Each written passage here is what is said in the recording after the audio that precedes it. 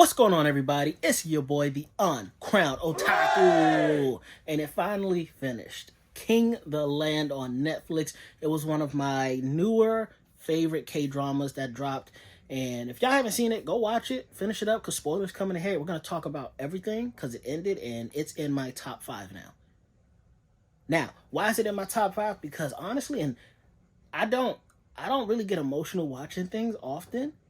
But these last like 3 episodes, because it made it seem like Sarang was gonna break up with Guwon, and I swore I'm so emotionally invested in this couple that if they was to break them up, like I've seen them do in other K dramas where the couple doesn't end together because of BS reasons, if they were to pull that card in this, brother, in this, I was gonna punch a hole through my TV, no joke, and that's an expensive TV.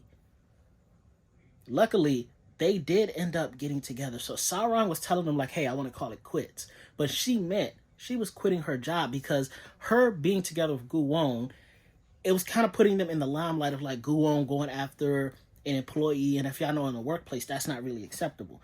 So they had to keep their relationship secret for like majority of the show.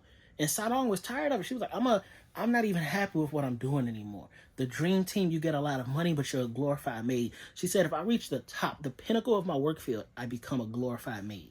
I don't care how much money I get. That's not what I want to do. So she says, I'm going to go do what makes me happy. And I hope you can support me in that. And of course he does. She opens up her own hotel. It's more like an Airbnb, if we're being honest. It's a nice little bed and breakfast joint. I think it only has one room. You could reserve it. But after she found the house, she built it up. The reservation service slammed. She was booked up for a month, had to hire help. And guess what? The help she hired was her boyfriend, the president of King Hotel, Guwon himself. He said, I'll work weekends with you. Don't even worry about it. I need to help our best in talent. They so in love with each other, dog. And the reason I'm putting this in my top 5 is because I don't get emotional watching stuff often. But I was so invested that when Guwon finally proposed, when he popped the question, I got teary-eyed. I didn't cry yet, but I got teary-eyed. But towards the epilogue, when the wedding actually happens, dog, when she started, first of all, when his dad, they shook hands, he hugged his dad, a single tear dropped. Because if y'all know, this whole time, I felt for both sides. The dad was just trying to do what he thought was best for his son and for his business. So he was walking a thin line. But on the other side, it's like the business kind of made him not care for his son. While his son was just like, man, Pops, you ain't never cared for me at all. Why should I care for you? But then as he starts to realize his own emotions through his relationship with Sarang, he starts to realize his dad was trying in his own way, and he becomes more accepting and tries to build that bond. So to see them like hug on the wedding day, they still not necessarily cool because the dad did oust his mom, but like to see them hug, oh, that was powerful, bro. That was kind of like a you're forgiven of everything you've done. It was one of those scenes. And then when Sarang walked down the aisle, you saw Guwon run up and get her, and they walked down the aisle hand in hand. Oh my gosh, well, arm in arm. That's when I started crying because I was like, man, this whole time to see them go from not necessarily enemies but rivals and nemesises. They did not like each other in the beginning. To see them need each other to live. And when Guwon says, would you like to go somewhere? And she answers him, looks right into his eyes and says, anywhere with you. I was like, oh my God, that's love. That's pure love. That's the kind of love I'm looking for in life. Somebody that'll say, if I say, hey, wait, you trying to get out of here? You trying to roll somewhere? Somebody that's not going to ask where we're going, but that's just going to say, I'd go anywhere with you. That's the kind of love I'm looking for. And that's when it hit me so hard when she said that. I was like, oh my gosh, yes. And not only with them, but the supporting cast. Pyonghwa got with the airline dude, their boyfriend, girlfriend. And the final episode made me cry about 3 times. He took her to meet his mom, and he was like, remember when you gave me that scarf? Well, my mom's been wanting to meet you ever since. And Pyonghwa was all like, I didn't do my makeup, my hair's a wreck. He takes her to a graveyard. This man's mom is dead. She's passed away. And on her tombstone, you see the scarf in an entombed case. He puts flowers down and he introduces his girlfriend to his mom, to the tombstone. I'm like, oh my gosh, that's so powerful, dude. Like, she gave him a gift to give to his mom, not knowing that his mom was passed away. He still gave the gift to his mom, and now he's here like, Mom, I know you're looking down on me. This is who I got. We're going to be together. We're going to live happily. And to see Pyonghwa like just reassure that, yes, we're going to do this. Oh, Another powerful scene, bro. She could not have planned for that. And I'm like, that's deep. That's like next level kind of deep. And then the other girl, I can't remember, the one who's married, I can never actually remember her name, but she had the douchebag husband. I low-key really wanted her to divorce him because he's trash. But to see that he's getting his just desserts, they're sticking together, but he's learning, what thankless chores are, how overbearing his family can be, all the stuff that she had to do before that he took for granted. He's learning about that. So I'm okay with that. If she's happy, hey, bro, I'm happy too. One thing I wish they did, they didn't finalize this, but Mr. No, Guwon's secretary, he was crushing on the front desk lady. Like, when they did the whole King's 100th anniversary joint, the front desk lady started having emotions for him. She started to fall in love for him a little bit. That's the last we saw of them. There was definitely something there, and they didn't expand on that the way that I feel they should have.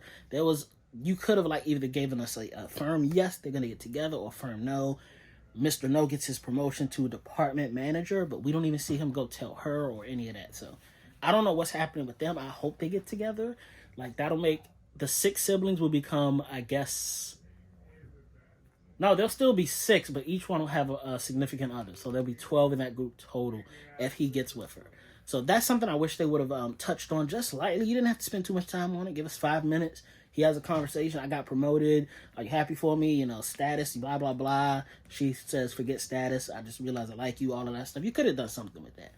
But overall, and then Guwon's mom is in the mix too. The mom is sitting next to the dad during the wedding, and the mom is like, don't talk to me like we're friendly. You made me disappear out of my son's life. You made it seem like I was never here. Bro, we are not cool. And the dad's like, hey, you want to, baby girl, you want to get some tea after this? I'd love to chill with you. And to see the mom back in Guwon's life, because that's what all started. Guwon was really looking for his mom. Found Sadong, found that love. Kind of put his mom on the back burner, but good to see, they're reconciling. His sister, the mom met his sister again, and the sister, she was trash. She was a human filth this whole season, and I guess after Guwon became president of the hotel, he told her, don't let your son live like we lived. I guess she kind of took that to heart, and she's becoming more emotionally invested in her son. I mean, her marriage is done for. Like, the husband slapped her, she slapped him. That's done. Ain't no coming back from that, in my opinion. Like, y'all are done for. But yeah, this had excellent romance, excellent development, excellent story, excellent plot. 9.5 out of 10. Well, is it that high? Yes, it is. 9.5 out of 10. I enjoyed everything about this.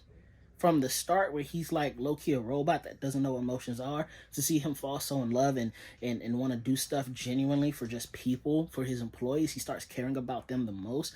I was about to say 10 out of 10. It's not perfect. 9.5 out of 10. Music was solid. Casting was solid. Got good comedy in it. Solid romance. You get invested in every character. What more could you ask for?